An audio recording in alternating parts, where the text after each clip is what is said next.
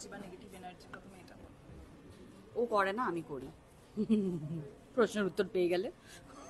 অনির্বাণ করি না, আমি ওই ভূত ফুতে বিশ্বাস করি না। তুই আমার কথা বিশ্বাস হলো নেগেটিভ না তোমার? এনার্জি ব্যাপারটা, দুজনকেই আর কি। নেগেটিভ এনার্জি ব্যাপারটা তো অন্যরকম কথা, তাই না?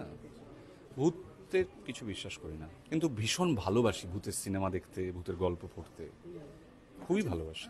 দুজনেই যখন পরমদার থেকে আর কি অফারটা পেলে যে এই ধরনের একটা গল্পে অভিনয় করতে হবে, পার্নদী যেরকম বললে যে তোমার আর কি তুমি ম্যানিফেস্ট করেছো যে আমি যদি এই চরিত্রটা পেতাম বেশ মজার লাগবে, হ্যাঁ এটাই ভেবেছিলাম যে করতে পারলে বেশ মজার হয় আর কি। তারপরে 1 বছরের মধ্যে পরম অফার করে এবং হি ডিড দ্য শো। এবং অনির্বাণদার ক্ষেত্রেও কি তাই যে এরকম মানে তুমি কি ম্যানিফেস্ট করেছিলে তোমার? আর প্রথম যখন আমাকে বলা হয়, আমি তো একদম কিছু জানতাম না, কারণ আমি ভোগ শুনিনি, তাই আমি প্রথমেই জানার জন্য উদ্গ্রীব ছিলাম যে চরিত্রটা কি, চরিত্রটা কেমন। শোনার পর এবং আমি এই ব্যাপারটাতে এক্সপোজ হওয়ার পর, আসুন দেখা হচ্ছে, সেইটা জানার পর যে এই এই বিরাট একটা জনপ্রিয়তার ওজন যে যে গল্পটা নিয়ে, সেটার পরে মনে হয়েছিল বাবা এটা তো মানে একটা বিরাট মানে ভীষণ। তারপর আমি পরমদার শরণাপন্ন হই এবং বলি যে তুমি বলো আমি পাঠটা কীভাবে করবো। যে কোনো পাঠ পেলে আমার প্রথম যেটা হয়, খুব নার্ভাস লাগে এবং মনে হয় আমি পাঠটা করতে পারবো না, কিন্তু তারপর করি। কিছু কিছু পাঠ ভালোও হয়, একদমই সব পার্টি ভালো হয় এটা জানি। না সব ভালো হয় না। একদমই। এবং পরমদার সঙ্গে কাজের অভিজ্ঞতা যদি জিজ্ঞাসা করি, দারুণ, পরমদা বললাম খুব সর্টেড। আর নিজে যেহেতু আমার এইটা অভিনেতা পরিচালকদের এটা একটা ব্যাপার আছে যে যারা নিজেরা অভিনেতা, তারা অভিনেতার দুঃখটা বোঝে।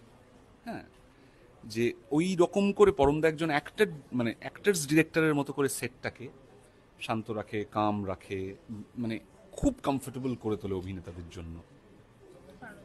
কি তুমি কি বলো? সেম সেম মানে একই বক্তব্য। CC copy.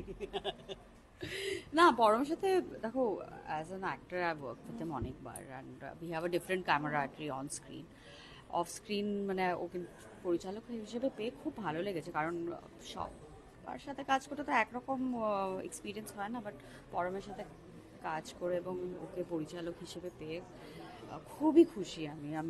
I would like to work with him time and again, because ও যেটা বললো অ্যাক্টার্সদের জন্য এত সুবিধে করে দেয়, এত and such a safe set. Safe বলতে মানে সিকিউরিটির দিক থেকে সেফ বলছে না, just like emotionally very safe. So সেই হিসাবে পরমের সাথে কাজ করে খুব ভালো লেগেছে। একদমই। এবং শেষ প্রশ্ন করবো, যেহেতু একটা ভৌতিক গল্প, তো সেক্ষেত্রে সেটের মধ্যে কি কোনো এরকম তোমাদের গা ছমছমে ঘটনা ঘটেছে? না গো, শহরের মধ্যে সেট, আমাদের কিচ্ছু গা ছমছমে ঘটনা ঘটেনি।